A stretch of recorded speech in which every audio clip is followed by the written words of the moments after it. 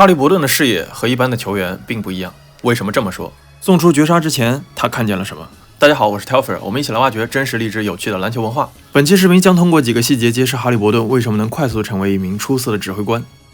被交易之后 ，Tyrese Haliburton 经历过伤心、遗憾和不甘，但是他很快就在印第安纳步行者留下了自己的印记，成为了步行者队的领袖。他的投篮姿势特别，甚至别扭，但是训练师 Drew Hanlen 也并不想改变他。I spent this summer with Drew Hanlen. It's my first summer with him. And he was like, "Hey, I'm not going to touch your jumper." 11月对阵篮网、快船和湖人的3场比赛之中，哈利伯顿送出40次助攻，没有失误，成为了 NBA 历史上的第一人。对于3年级的哈利伯顿来说，比赛慢了下来。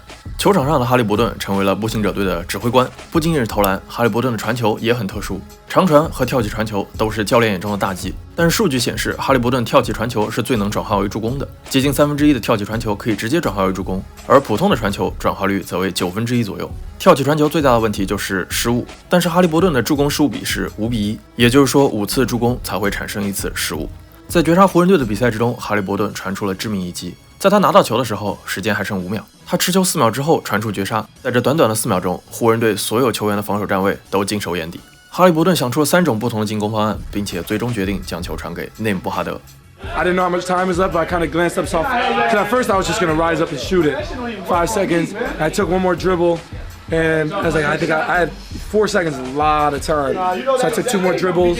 Buddy was in the corner, Ben was on the block, and AD was kind of splitting the two. And I wanted to throw it to Buddy, but I knew if I threw it to Buddy, that there was going to be a hard contest from AD, tough shot. So I reverse pivoted with my left foot, and when I went to kick it, I saw LeBron like in the paint, and then it was like kind of a read. And LeBron took 2 steps, I'm throwing over the top to Ben, but he was late, so I just fired it to Drew for the game.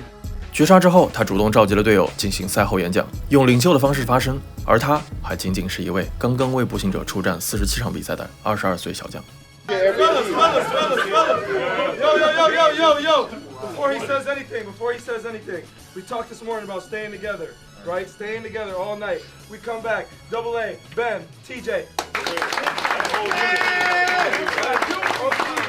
Okay, everybody contributed to this. Everybody contributed. Just stay together. Let's go, man. Pacers, 1, 2, 3. Pacers. 对阵鹈鹕的比赛之中，他赢得卡莱尔教练的信任，跳过设定好的战术，通过阅读找到防守的破绽，直接找到底角的杰伦史密斯，并大胆地将球传了过去。 We were running obviously a wide pin down for Buddy to come off and shoot the 3. And I thought I saw Brandon Ingram kind of creeping in, and his head was kind of turning both ways. So I threw it to Buddy. They called a foul.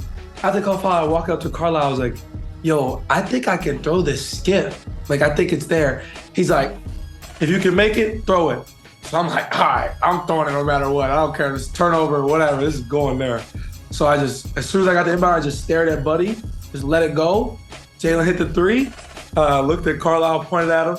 He gave me dap on the sideline. He smiled, which is obviously very rare for a coach to do. But I think it's just like the progression of like running the same set over and over to figure out the different reads to it. So I think it just comes with it.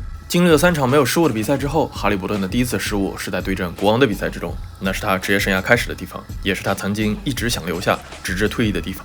加入国王之前，在国王队的时期以及离开国王队的时候，哈利伯顿经历了什么？我们球员故事接着聊。